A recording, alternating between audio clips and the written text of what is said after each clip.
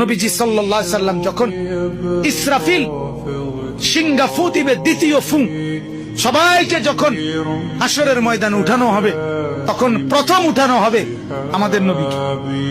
হাদিসে আছে 4 ফেরেশতা জিবরাইল, মিকাইল, ইসরাফিল, আজরাইল আসবেন নবীজির রওজা মুবারকে।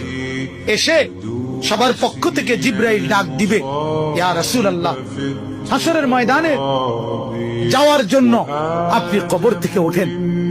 হাদিসে আছে আল্লাহর নবী সাল্লাল্লাহু আলাইহি সাল্লাম কবর থেকে চোখ মেলবেন আর উঠে দাঁড়াইতেই কপালের বালু মুছতে মুছতে তাকাইয়েই বলবেন প্রথম কথা, জিবরাইল, তোমরা শুধু 4 জন ফেরেশতাই আসলা আমাকে নেওয়ার জন্য, আমার উম্মত আসে নাই।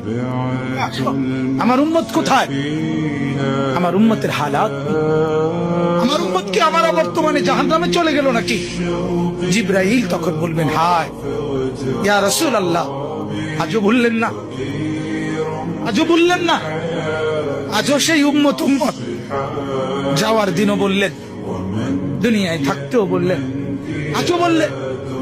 আপনার উম্মতের এখনো উঠেই নাই, এখনো তো কবর থেকে কেউ তুলে নাই, আপনাকে তুলেই বাকিদেরকে উঠানো হবে। আল্লাহ নবী বললেন, তাইলে চলো, তাইলে ঠিক আছে, চলো হাসরের মাঠে যাবেন।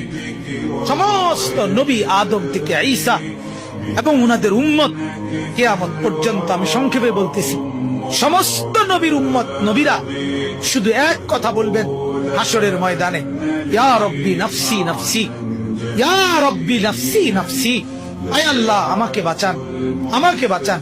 সমস্ত ফেরেশতারাও বলবে, আল্লাহ আমাকে বাঁচান। সমস্ত জিন বলবে, আল্লাহ আমাকে বাঁচান। পুরা হাসরের মাঠে একই শব্দ, আল্লাহ আমাকে বাঁচান, আমাকে বাঁচান।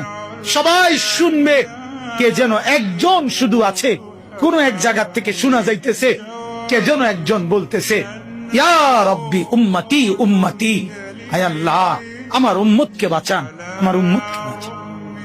তিনি মুহাম্মদুর রাসূলুল্লাহ সাল্লাল্লাহু আলাইহি ওয়াসাল্লাম।